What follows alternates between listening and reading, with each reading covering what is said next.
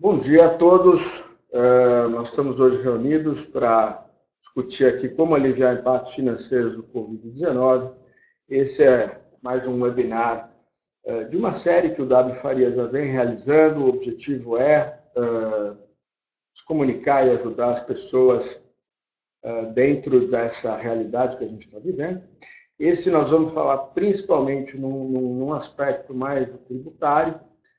Este webinar conta com o apoio da Dera, que é uma plataforma de tecnologia para eficiência fiscal de empresas. Eu sou Bruno Schmidt, CEO da Dera. Nós estamos apoiando o W Faria nesta iniciativa. E para começar toda a nossa discussão, nós vamos ter dois sócios aqui do W Faria. Nós vamos ter o Leonardo Mazilo e o Pedro Akel para conversar com vocês. Eu vou passar, então, para vocês o Leonardo Mazilo, que vai falar um pouco também como é a dinâmica do webinar, como é que a gente vai interagir e obter o máximo retorno deste nosso momento digital. Boa sorte a todos, um abraço. Muito bom dia, gostaria de agradecer a presença de todos. Para quem está debutando no webinar, eu sei que essa ferramenta não é uma ferramenta exatamente nova, mas para muitas pessoas isso é uma novidade. Então, o webinar só tem sentido se as pessoas participarem, e as pessoas participam fazendo pergunta. Vocês vão ver, a partir do nosso primeiro slide, que no webinar nós endereçamos alguns assuntos. Aqui nesse primeiro slide tem 3 tópicos que nós vamos abordar.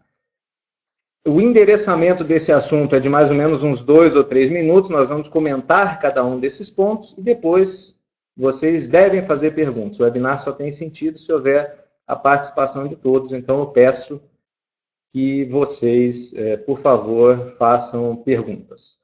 Bom, o primeiro ponto, o webinar vai ser dividido em 3 partes. A primeira parte diz respeito às alterações normativas recentes, que têm saído especialmente do governo federal.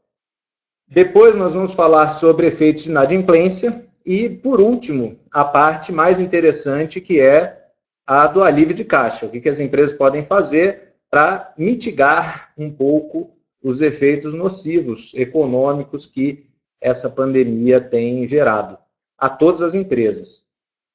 Então, nesse primeiro ponto das alterações normativas, o que nós temos visto, né, a suspensão de prazos administrativos.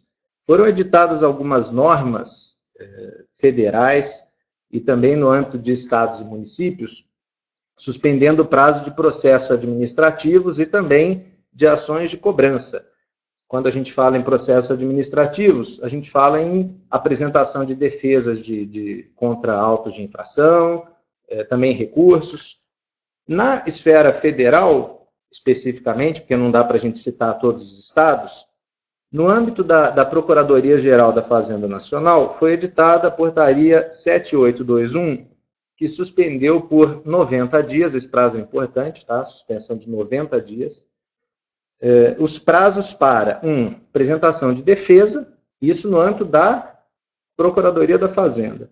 Instauração de processo de cobrança, ou seja, presume-se com isso que, sendo suspendidos os procedimentos de cobrança, vão ser suspensas também as inscrições dos débitos em dívida ativa. Encaminhamento de certidões de dívida ativa para cartório de protesto, essa é uma prática que a Fazenda Nacional tem adotado cada vez mais, que é protestar a CDA. Isso, durante esses 90 dias, é uma prática que vai ser suspensa. E também instauração de procedimentos de exclusão de parcelamentos. Quer dizer, se alguém tem um parcelamento vigente, provavelmente uma ou outra parcela não paga, geraria, em condições normais, um procedimento de exclusão do contribuinte de parcelamento, o que preocupa muito, especialmente em relação a parcelamentos incentivados, tipo PERT. Nesse período de 90 dias, esses procedimentos de suspensão não vão ser efetivados. E no âmbito da Receita Federal, foi editada uma portaria, também a 543, que suspendeu todos os prazos processuais até 29 de maio. E aí, dentre esses prazos, quando a gente fala em prazos processuais, a gente fala em prazo para recurso, voluntário, impugnação de lançamento, também os procedimentos relacionados à compensação, e aqui tem mais alguns outros procedimentos que estão suspensos, tá? Em relação à esfera federal, eu só gostaria de chamar a atenção em relação a essa suspensão de prazos, que a suspensão da Procuradoria da Fazenda vai até meados de junho, e a da Receita até dia 29 de maio, o que quer dizer que é importante que os contribuintes não se confundam, porque se alguém tiver alguma impugnação contra lançamento, o prazo vai estar suspenso só até dia 29 de maio, e é muito factível que no meio dessa situação excepcional, os contribuintes que eventualmente têm prazos pendentes, imaginem ou se confundam e entendam que a suspensão de prazos para impugnar lançamento ou recorrer de decisões de primeira instância, ou mesmo apresentar manifestação de inconformidade contra indeferimento de compensação, estaria suspenso até meados de junho. Não é isso. Esses processos administrativos todos ocorrem no âmbito da Fazenda Nacional, da Receita Federal, não da Fazenda Nacional, e por isso essa suspensão vai até dia 29 de maio. É importante que as pessoas estejam atentas a isso, principalmente quem lida diretamente com o processo administrativo, tá? E também essa suspensão de prazos, tanto da Fazenda quanto da Receita, não são aplicáveis se por acaso a inércia da Fazenda ou da Receita gerar a prescrição do direito do fisco de propor uma execução fiscal ou de a decadência do direito de lançar, tá? Isso é meio técnico, mas é importante principalmente para quem mexe no dia a dia com processo administrativo, tá? Bom, deixa eu ver aqui se nós temos aqui algumas perguntas. Bom, uma pergunta boa é se os prazos estão suspensos ou se eles foram interrompidos, né? A diferença da suspensão é que, quando termina a suspensão, eles continuam a correr de onde estavam, e a interrupção não. A interrupção reabre os prazos do início. Na verdade, houve suspensão dos prazos, tá? Isso é a característica de suspensão no lugar de a diferença entre suspensão e interrupção, né? Bom, vamos ver aqui se tem mais alguma pergunta. Consultas formais. Olha, como todos os prazos processuais estão suspensos, isso inclui também o processo de consulta, que, aliás, tem regulamentação no próprio decreto 70235, que regulamenta o processo administrativo na esfera federal, né, da Receita Federal. Então, estaria tudo suspenso. Bom, transação extraordinária. Agora, alguém até me fez uma pergunta, antes até de eu responder perguntas sobre isso, eu vou fazer um pequeno endereçamento sobre o assunto também, tá? Bom, o governo está sendo provocado a tomar algumas medidas que amenizam os efeitos provocados por essa pandemia, principalmente na esfera tributária, né? E aí, isso porque presume-se que, em razão disso, os contribuintes vão acabar tendo dificuldade para pagar os tributos, não é? Então, o que fez o governo, qual foi a primeira medida tomada pelo governo? Na verdade, pela Procuradoria da Fazenda Nacional. As empresas podem pegar todos os débitos inscritos em dívida ativa e parcelá-los em até 84 vezes, no caso das empresas em geral, pessoas físicas e empresas no Simples, em até 100 vezes. E esse parcelamento é feito da seguinte forma: eu pego 1% do valor da dívida, divido em 3 parcelas, e depois as parcelas restantes, as 81 parcelas restantes no caso dos parcelamentos em geral, e as 97 para pessoas físicas e para empresas no Simples. Então, como é que funciona esse parcelamento? Voltando aqui ao assunto, né? Exatamente, parcelamento só vale para quem tem débito inscrito em dívida ativa. Aqui foi feita uma pergunta, isso é importante ressaltar. E aí eu acho que o grande problema está nisso, né? Porque o objetivo desse parcelamento, feito desse parcelamento extraordinário, dessa transação extraordinária, até na própria portaria 7820, isso a Fazenda diz, o objetivo é contornar dificuldades financeiras dos contribuintes em função dos efeitos do coronavírus, Covid-19. Aí abre aspas, a fim de permitir a manutenção da fonte produtora e do emprego dos trabalhadores. Isso tudo é muito bonito. O problema é que essa portaria faz tudo menos aliviar a situação financeira provocada pela pandemia. As pessoas vão falar, mas é um parcelamento ótimo. Tudo bem, mas é um parcelamento só para débitos inscritos em dívida ativa.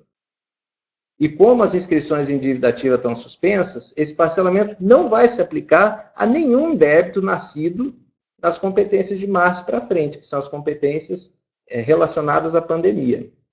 Então, o que a Fazenda está propondo é que os contribuintes peguem o seu estoque de débitos já inscritos em dívida ativa antes da pandemia e comecem a pagar agora. E aí, fazemos a seguinte consideração. Se hoje os contribuintes já não vão, se eles já não estavam conseguindo fazer os pagamentos antes da pandemia, e por isso tem débitos inscritos em dívida ativa. Agora, em que a situação econômica se agrava, é razoável imaginar que alguém vai fazer pagamento? Isso é um nonsense tributário, assim, não existe nenhuma outra explicação. Ou é uma arapuca, infelizmente, tá? Eu não teria outro adjetivo para dar a esse parcelamento. Né?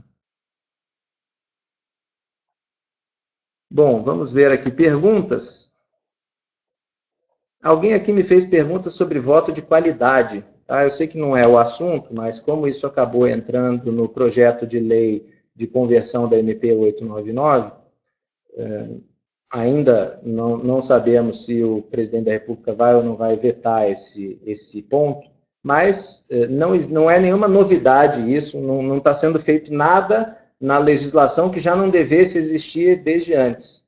Porque quando a gente fala em lançamento tributário, a gente aplica princípios do direito penal. E se existe alguma dúvida em relação à existência ou não daquele crédito, e também uma dúvida em relação a aplicar uma punição que no âmbito da Receita Federal é alta, a gente começa com 75% de multa, essa dúvida deve militar em favor do contribuinte. Então, o que essa lei, ao acabar com o voto de qualidade e, nos casos de empate, dar vitória ao contribuinte, o que ela vai fazer é simplesmente cumprir a Constituição. Não é nenhum benefício que está sendo criado. Bom, eu acho que é isso. O próximo ponto aqui da apresentação diz respeito à prorrogação das CNDs. No caso da federal, são 90 dias. E no caso de estados e municípios, estão sendo editadas algumas leis que têm prorrogado a validade das certidões negativas de débito. É importante aqui só ressaltar que, primeiro, né, para que serve uma CND, para quem não está exatamente... Para quem não é íntimo do assunto CND, serve tem diversas finalidades. Primeiro, uma exigência para contratar com o poder público, também é uma exigência para se obter empréstimos em instituições financeiras ligadas ao poder público, algumas outras instituições não ligadas ao poder público que operam com linhas de crédito oficiais também exigem isso, e nós temos visto que algumas empresas, ao contratar fornecedores, têm também exigido essa comprovação de quitação dos tributos federais, estaduais, municipais, enfim. Tá? Agora, é importante a gente levar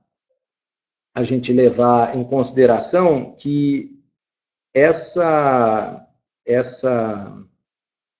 medida ela não tem o poder de ressuscitar certidões que já foram vencidas. Tá? Ela só se aplica a certidões que ainda estavam em vigor no início da edição, né, no início da vigência dessa norma, E, portanto, se a empresa já não tinha certidão há muito tempo, essa não é uma oportunidade que ela tem de ter uma certidão. Isso só se aplica a certidões que estavam valendo quando a norma passou a produzir efeitos, tá? Isso não ressuscita certidões vencidas. Vamos ver aqui, perguntas. Aqui estão me fazendo perguntas se...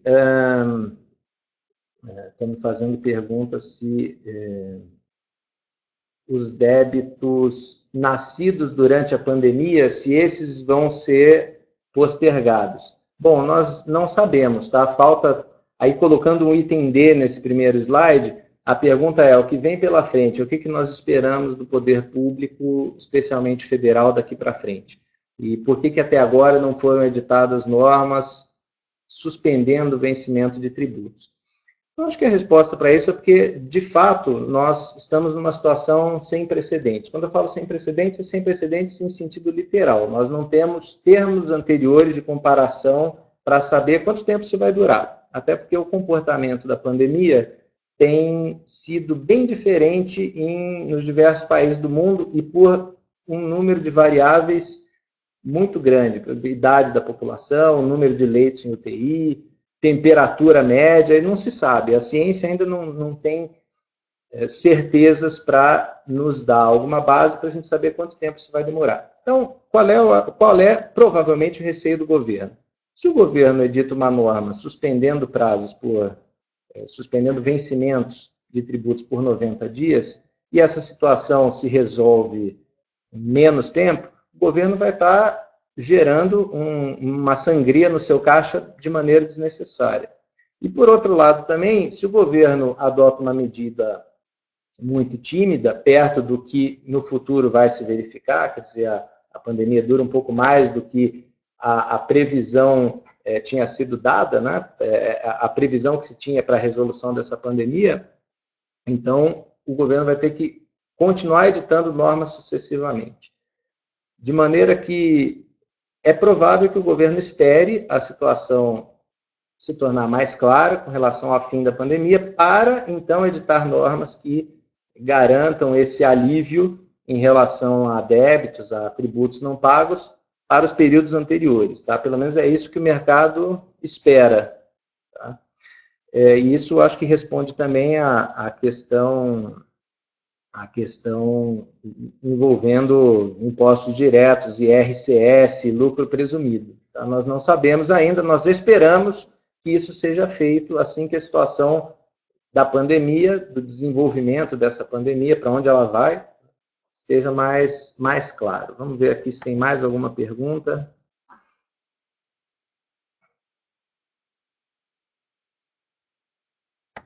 Bom. Olha, como foi declarado calamidade pública, é pertinente associações solicitarem moratória para estender pagamento de tributo. Eu acho que a sociedade tem que fazer pressão. Tá? Como eu disse, essa moratória provavelmente vai ser declarada posteriormente, vai ser concedida posteriormente pelo poder público, até quando se tiver uma ideia um pouco mais concreta de quanto tempo isso vai demorar e quais são os efeitos disso. Mas até agora não tem nada. O que a gente tem é essa portaria da PGFN, que é péssima. Não tem nenhum outro adjetivo para isso. É péssima porque vai pegar contribuinte que já devia alguma coisa para parcelar agora no momento em que não se tem nem para pagar os correntes, imagina só tributos antigos, né, débitos antigos. Então, isso, de fato, não é o melhor, né? Vamos ver aqui se tem mais alguma pergunta antes da gente passar para o próximo item. Bom, sobre alterações de CMS, cada estado tem a sua, mas a gente imagina que o que for concedido pela União deve ser mais ou menos a mesma coisa que vai ser feito pelos estados em relação à suspensão de pagamento. Tá? Obviamente, alguns estados têm uma situação econômica melhor ou pior, mas em relação à CND, aqui tem algumas perguntas também sobre CND, na esfera municipal, se não me engano, aqui em São Paulo, o vencimento das CNDs também foi suspenso, né? Ou seja, as empresas que têm CND válida vão continuar com essa CND valendo até o final do prazo de suspensão, e isso tem acontecido nas diversas esferas. Aí, eu acho que o importante é entrar o que dá para fazer, né? Entrar nos sites. Vamos dizer, eu tenho operações no Acre, aí eu vou ver lá se existe alguma novidade no Acre a respeito disso. Mas provavelmente haja. Os estados estão todos se mobilizando e agindo de maneira mais ou menos uniforme em relação à questão de suspensão de prazos e provavelmente vão fazer isso em relação à moratória. Bom, partindo aqui para o segundo ponto, vamos falar de inadimplência, né? Então, nós falamos primeiro das novidades, o que existe aí de lei nova para tentar aliviar um pouco a situação da pandemia, e agora vamos às perguntas relacionadas à inadimplência, as questões relacionadas à inadimplência. Bom, eu sou empresário, não vou conseguir pagar tributos. E aí, o que eu faço? Existe uma ordem de preferência? Não. Eu pago simplesmente aquilo que eu achar que eu devo pagar. Então, assim, existe de fato uma ordem de preferência. É óbvio que se a impossibilidade de pagar tributos é total, nós estamos vivendo uma situação excepcional e aqui é a engenharia do possível. Se não é possível pagar nada, não vai se pagar nada. Mas supondo-se que sim, exista uma parte no orçamento que possa ser dedicada a pagamento de tributo, não o pagamento total dos tributos, existe uma ordem de preferência que para nós é clara e que deve ser seguida pelos contribuintes. Acho que em primeiro lugar, são os impostos retidos. Quando a gente fala em imposto retido, é o INSS retido de empregado, é também o imposto de renda retido em remunerações, do Código 0561, do Código 0588, os tributos retidos em nota. Por que isso? Porque o não pagamento de tributo retido é capitulado como crime na legislação tributária, crime de apropriação indébita tributária e, no caso das contribuições previdenciárias, crime de apropriação indébita previdenciária. Está expressamente previsto como crime se você retém um tributo e não repassa esse tributo para o poder público. Tá? Obviamente, a jurisprudência esteve muito oscilante durante algum tempo, mas hoje a maior parte dos precedentes que nós identificamos é no sentido de que precisa sim ter um elemento de vontade para que haja a configuração do crime. O elemento de vontade é a intenção deliberada de reter o tributo e não repassar para o poder público. Então, obviamente, se nós estamos falando em tributos retidos e que não foram recolhidos exclusivamente no período da pandemia, isso tem um efeito.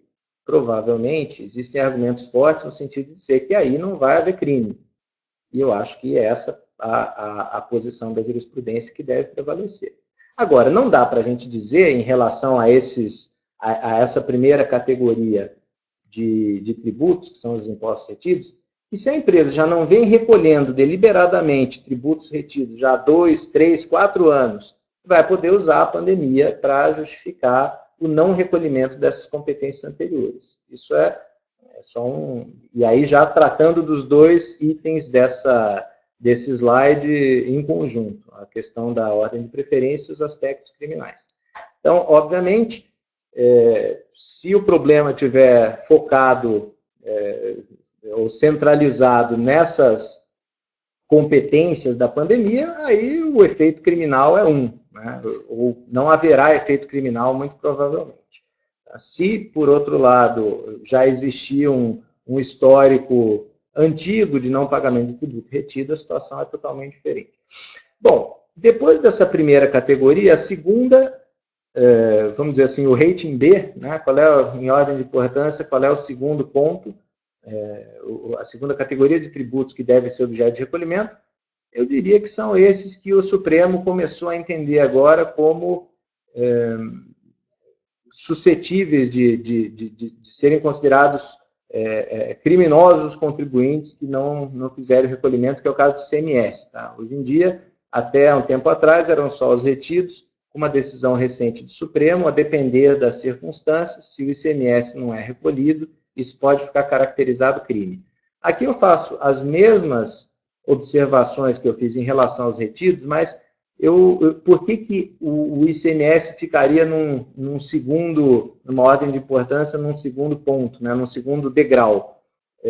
Porque, nesse precedente do Supremo Tribunal Federal, os ministros disseram que, para que haja crime, precisa haver contumácia. E aí, se nós estamos falando em não recolhimento de ICMS durante 3 ou 4 meses por conta da pandemia, não dá para falar que existe contumácia. Então, de fato, e aí com muito mais clareza, se o não recolhimento ocorrer por conta da pandemia também, eu acho que a questão criminal vai ser bem mitigada. E, numa terceira categoria, ficariam os outros tributos, e sempre analisando as operações para ver e quais são as peculiaridades de cada uma das operações, porque não pagamento de alguns tributos, às vezes, pode travar uma operação. Por mais que ele não tenha nenhum reflexo criminal, a operação pode ficar suspensa, pode ter algum problema para passar carga por uma barreira alfandegária estadual. Então, isso precisa ser analisado. Agora, certamente, se nós formos considerar uma ordem de preferência, em primeiro lugar, os retidos, em segundo, ICMS e os outros tributos indiretos, e em terceiro, os demais tributos, sempre pesando para ver que tipo de tributo vai gerar algum problema operacional, no inadimplemento. Vamos ver aqui se nós temos perguntas. Agora eu falei até demais, né? Bom, afrouxamento das fiscalizações da Receita Federal. Como os prazos estão suspensos, muito provavelmente vai haver uma redução da atividade da fiscalização da Receita. O que, de fato, não está sendo coberto nem pela portaria 543 da Receita, nem pela portaria da Fazenda, que é a 7821, que é a que fala dos prazos, são aqueles casos em que a inércia da Fazenda fizer com que o direito da Fazenda prescreva ou caduque, né, ou decaia. Então, o que a gente deve ver é uma atividade de fiscalização reduzida, mas em relação a casos que estão sujeitos à prescrição ou decadência, a Fazenda deve atuar. Bom, aqui, empresas que não pagarem seus tributos podem ter seus sócios sendo alvo de ações criminais. Eu acho que foi exatamente o que nós falamos agora. Se for só em razão desses 4 meses de pandemia, até o Ministério Público, que tem independência, vai poder começar uma ação criminal, mas eu acho muito difícil que isso tenha alguma consequência efetiva, porque existem uma série de atenuantes aí para o empresário. Primeiro que, se ele tiver que escolher entre pagar tributo ou salário, e a gente falando em salário, obrigação alimentar, então não se esperaria uma conduta diferente do empresário se ele tem que escolher. Ele tem faturamento zero por ato do príncipe, né, por fato do príncipe, né, um ato do poder público fechando as portas, tem recursos por conta disso, não fatura, tem recursos restritos e tem que escolher entre pagar tributo ou pagar salário. Obviamente, ele vai pagar salário, nós estamos falando em obrigação alimentar.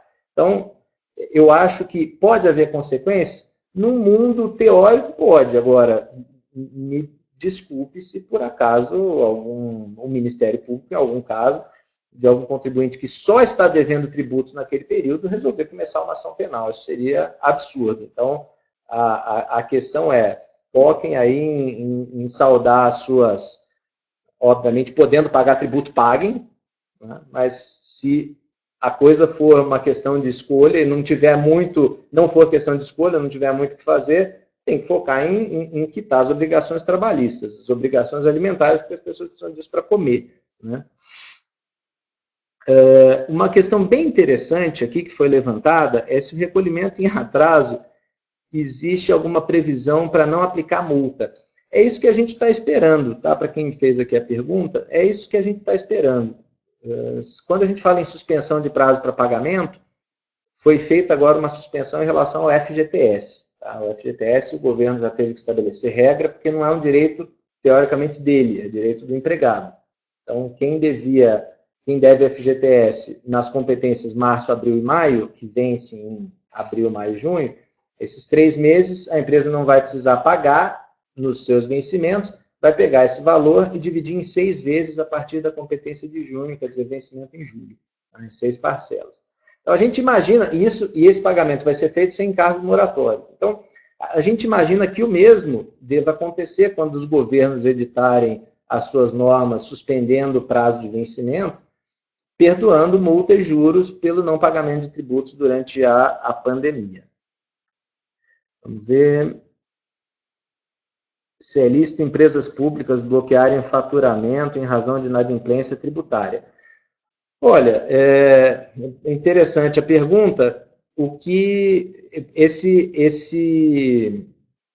essa suspensão ela poderia ser feita pela falta de CND, só que como as CNDs estão com prazo de validade prorrogado, né, então isso provavelmente não vai acontecer. Se a empresa já devesse tributos antes e já tivesse sem a CND, aí, obviamente, a empresa pública vai poder restringir ou bloquear pagamentos, mas para empresas que deixaram de pagar tributo durante a pandemia e estavam com a CND, o que a empresa pública vai exigir é uma CND. Se a CND ainda está válida, então provavelmente não vai ter bloqueio nenhum. Vamos ver aqui se tem mais alguma pergunta.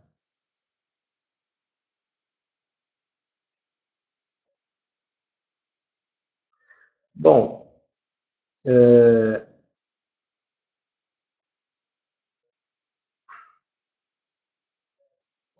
empresas do lucro real que deixarem de pagar algum tributo se tem algum risco. Bom, o risco é o mesmo para deixar de pagar tributos em geral. Sempre, obviamente, seguindo essa ordem de preferência, pagando primeiro os retidos, depois os indiretos, e aí no final os tributos diretos. O risco é o risco de inadimplência, de encargos moratórios, mas a gente espera que isso seja, no final das contas, relevado. Tá? E tem também, em relação aos retidos, o risco criminal, mas, insisto, se o não recolhimento de tributo retido acontecer só em razão da pandemia, eu acho que tem argumentos suficientes para afastar qualquer reflexo criminal que isso possa gerar. Tá? Vamos ver aqui. Bom, gente, eu vou responder mais uma pergunta.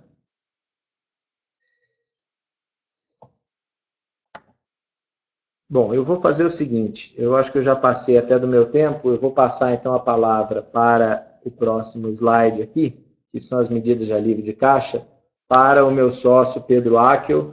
Bom, por favor, Pedro, pode assumir aqui.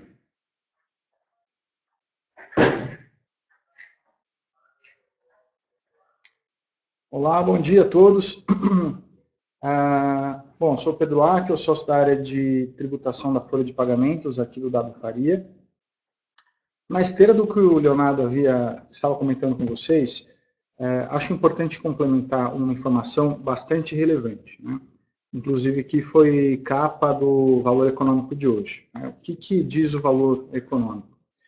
Existiu uma portaria, do Ministério da Fazenda, número 12 de 2012, que permite que as empresas, né, os contribuintes sediados com domicílio, né, em municípios cujo Estado tenha decretado calamidade pública, essas empresas, esses contribuintes poderiam postergar o prazo para recolhimento de tributos administrados pela Receita Federal por 3 meses subsequentes à data de decretação da calamidade pública. Então, por exemplo, no estado de São Paulo, houve a decretação aqui da calamidade pública no mês de março.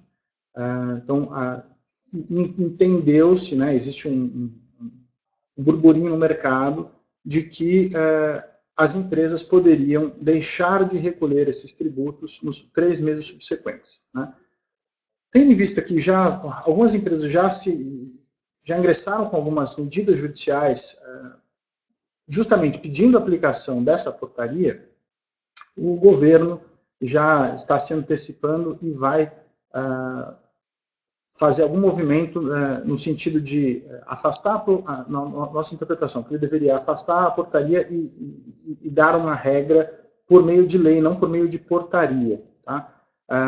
Muito se discute se essa portaria teria aplicabilidade ou não, justamente por ser portaria, não ser uma medida legal, né? Não ser um ato legal, não ser uma lei.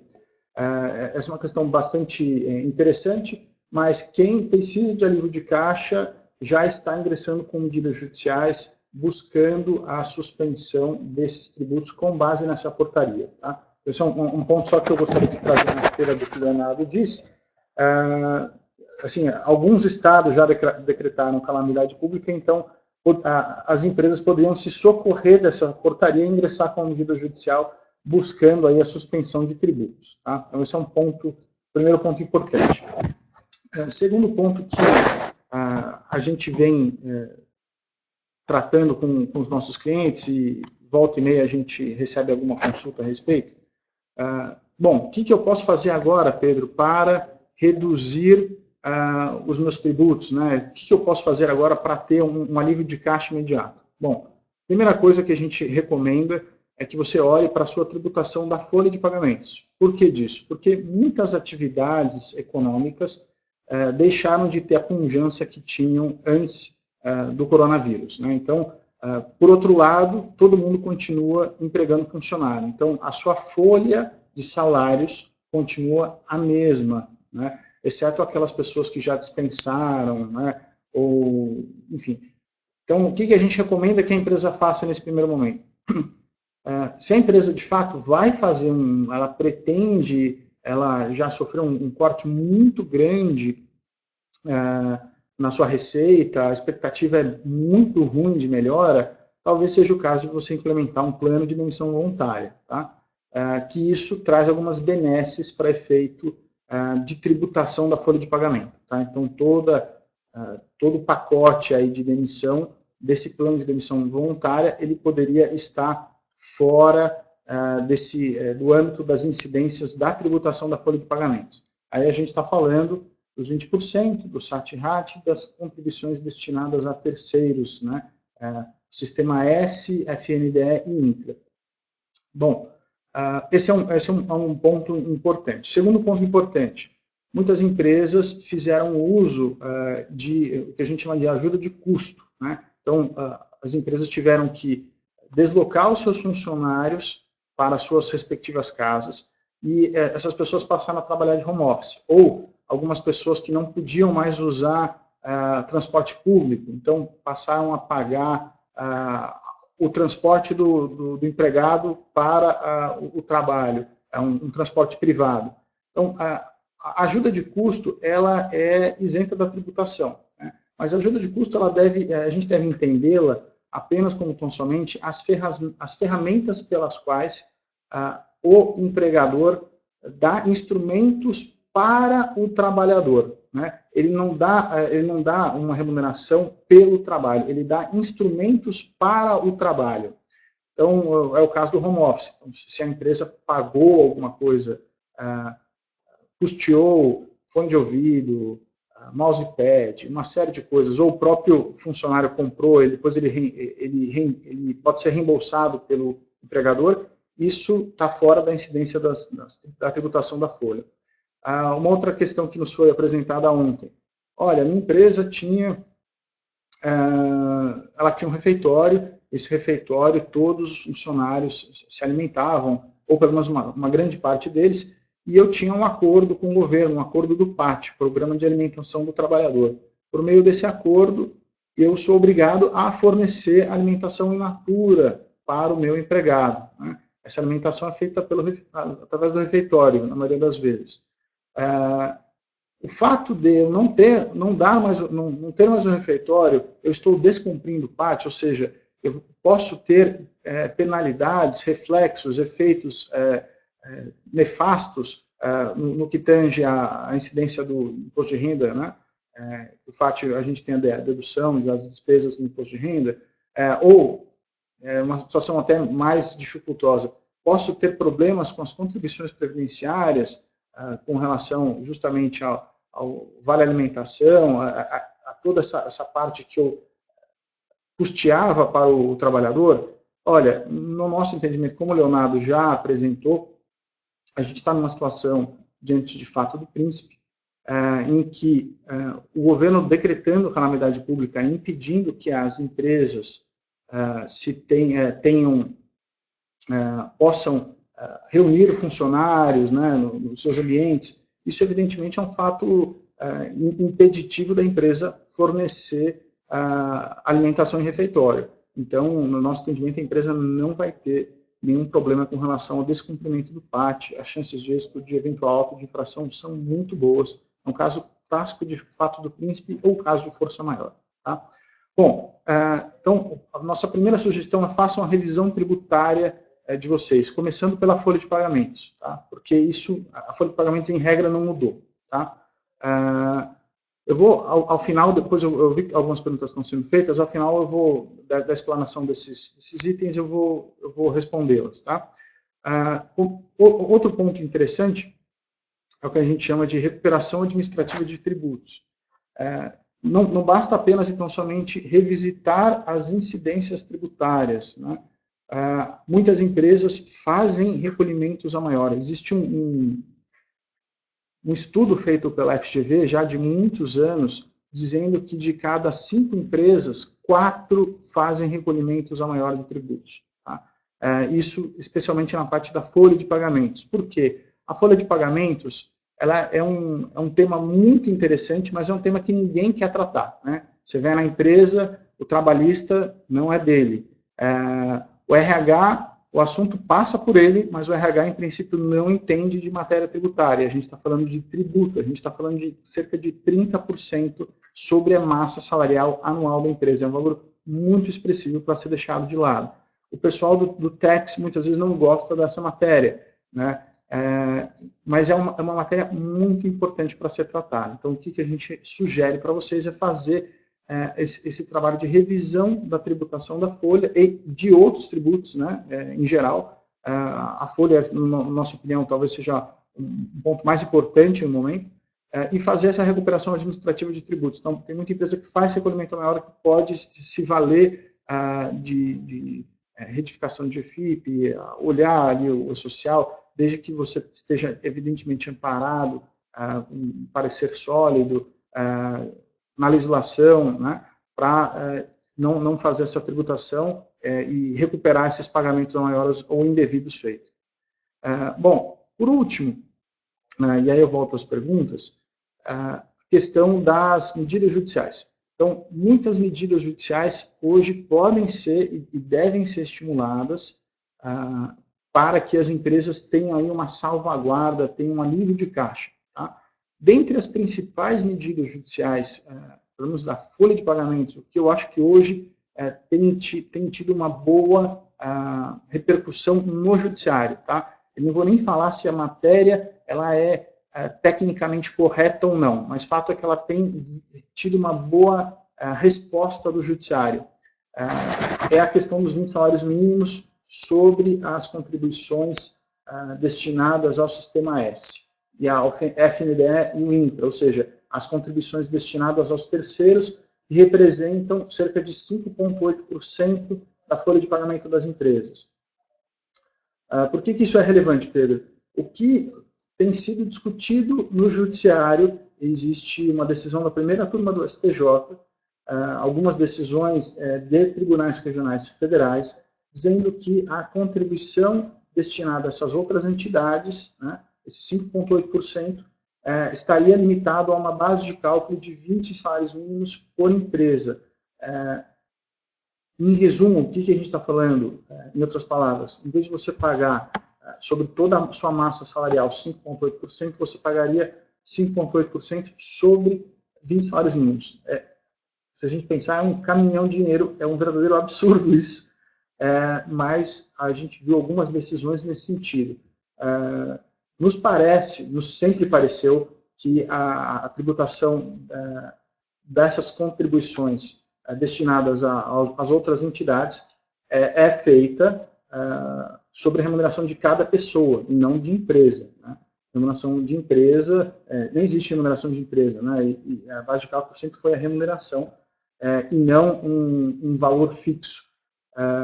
Mas, a despeito disso, de vários outros argumentos, o STJ tem acolhido essa construção feita, então parece ser uma medida bastante interessante. Tá? Bom, esse é um ponto.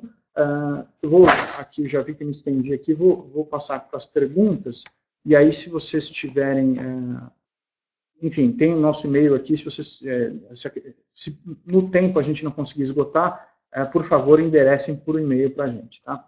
Então, primeira pergunta, além da postergação da FGTS, ele ainda poderia ser quitado de forma parcelada, se vai haver correção. Olha, e aí teve uma outra pergunta aqui também falando sobre se a tributação das contribuições destinadas a terceiros, justamente sistema S, etc. Tal, se teria esse diferimento. Olha, assim, o que nós temos hoje? Hoje a legislação obriga, sim, o recolhimento do FGTS, dos 8%. Havendo atraso, vai ter multa, vai ter juros, etc. Tal, nada muda por enquanto. Com relação à FGTS, houve apenas as contribuições para os terceiros, houve apenas um anúncio do governo, no sentido de que iria haver uma redução da alíquota, né? Mas isso não foi, de fato, a gente não tem nenhum ato normativo dispondo a respeito. Outra pergunta, a medida judicial seria apenas para empresas que estão impedidas de trabalhar por não ser atividade essencial, ou seria cabível também para empresas enquadradas com atividade essencial? Pois essas também estão sendo muito afetadas, apesar de continuar operando. Então, a portaria número 12 de 2012, do Ministério da Fazenda, ela não faz essa distinção entre contribuintes, se são contribuintes que estão apenas, que têm atividades essenciais ou contribuintes que não têm atividades essenciais, né?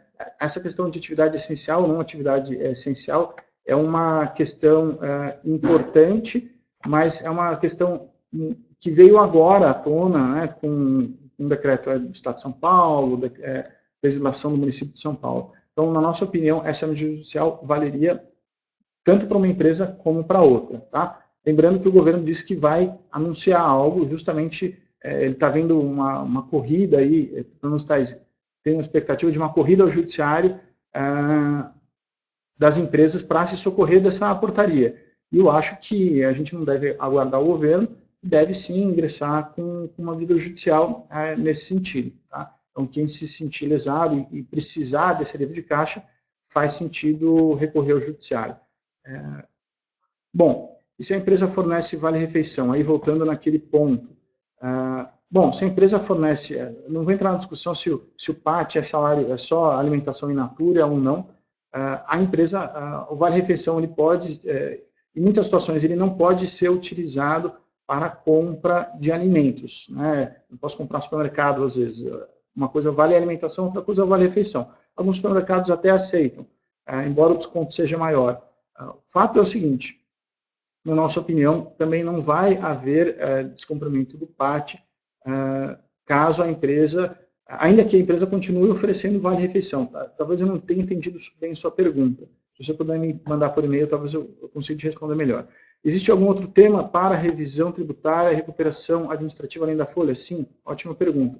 Sim, existem diversos temas que podem ser tratados em recuperação administrativa de tributos. Eu vou só me adiantar aqui no próximo slide, que a gente trata um pouquinho disso.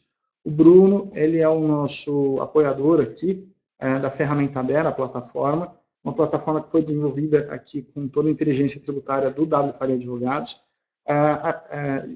Em princípio, todos os tributos você pode trabalhar, né, fazer a revisão, porque é aquela velha história, casa de ferreiro, espeto de pau. Então, a gente mesmo, olhando a nossa tributação, a gente tem uma interpretação. Se a gente se ocorre de especialistas, de experts, eles vão ter um outro olhar e falar, olha, isso que você tributou não deveria ser mais tributado.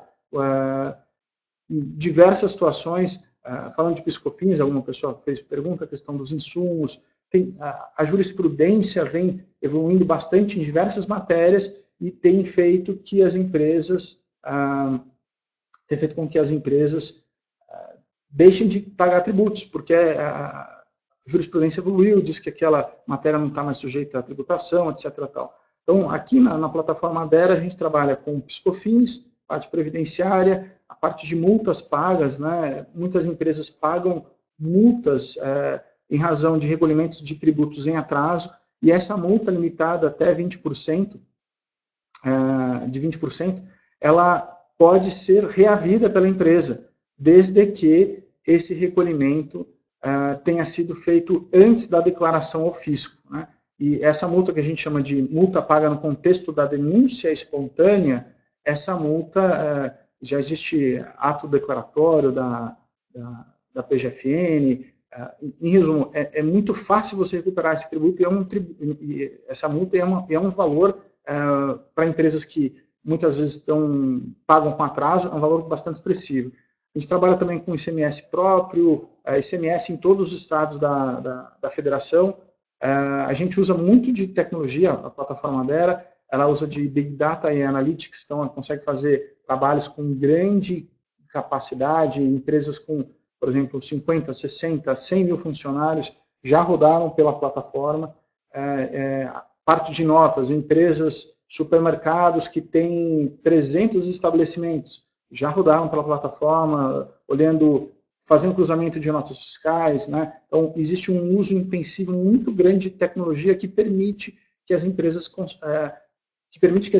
recuperem tributos e façam cruzamentos assertivos, não só para recuperar o caixa, mas também para ter uma rentabilidade futura e assertiva, tá, de tributos. A questão do simples monofásico, a gente tem aqui também alguns robozinhos. Por exemplo, a empresa não consegue... Eu não tenho minha GFIP, Pedro, meu contador troquei de contador, ou, na verdade, não é nem terceirizado, era aqui interno, mas eu perdi o arquivo não abre. A gente consegue remontar as GFIPs. A gente tem robozinhos que fazem PER e DECOMP com uma velocidade absurda, em 23 segundos ele faz esse PER DECOMP. Então, para quem tem trabalhos de IPI ou trabalhos de grande vulto, de contribuições, isso pode ser, a gente pode acessar esses robozinhos. Algumas outras perguntas aqui.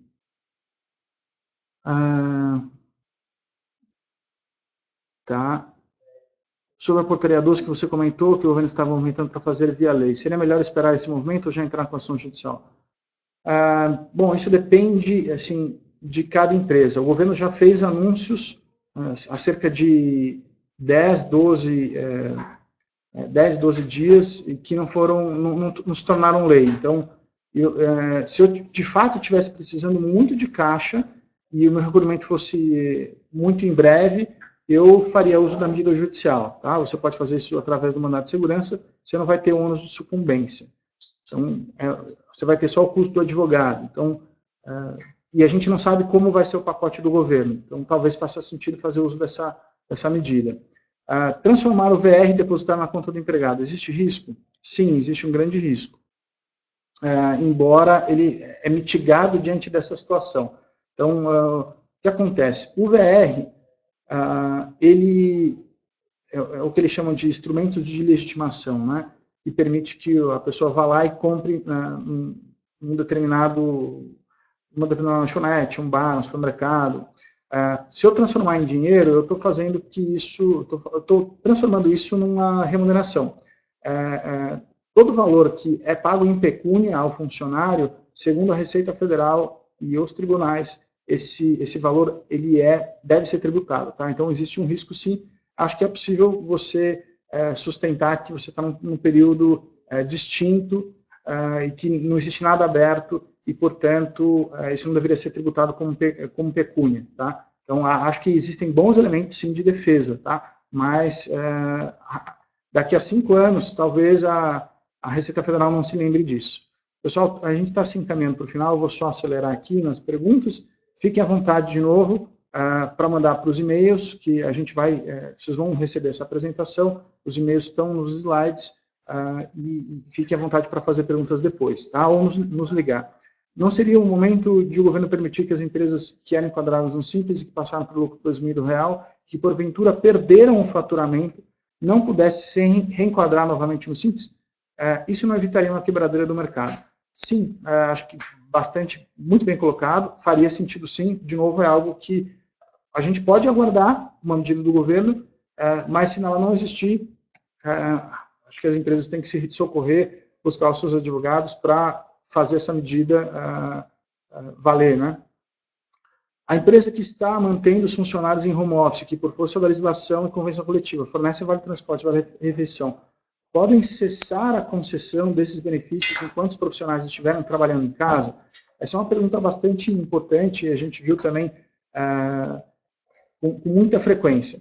Bom, vale transporte, sim, as empresas podem cessar. O vale transporte ele é pago apenas e tão somente para o funcionário se locomover, né? Se não há locomoção, não existe o dever do empregador de fazer esse pagamento. Um outro ponto, inclusive, e que muitas empresas não fazem, é que não existe um controle do vale transporte. Então, às vezes o funcionário nunca usou o vale transporte e a empresa continua pagando e muitas vezes não precisava pagar. Esse pagamento é apenas e tão somente para a locomoção do transporte do funcionário da sua residência para o trabalho.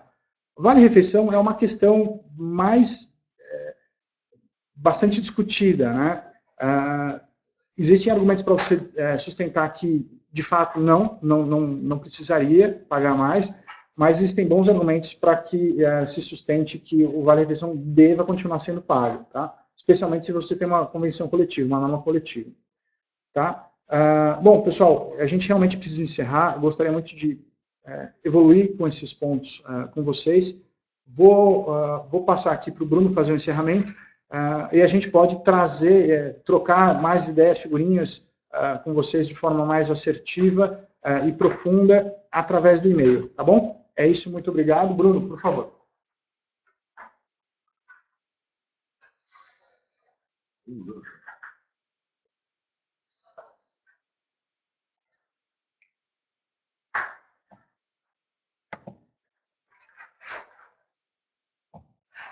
Bom, pessoal, agradeço a participação de todos.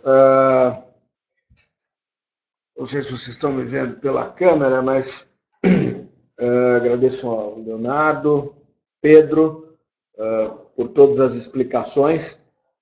E um tópico relevante aqui é manter a calma. Nós vamos ter outras sessões aqui para vocês. Fiquem ligados no nosso canal do LinkedIn, no site do W Faria, no LinkedIn do W Faria. A Dera está apoiando esse movimento, que é importante, e o uso de tecnologia também é fundamental nessa hora. Agradeço a todos, um bom dia, até a próxima. Obrigado.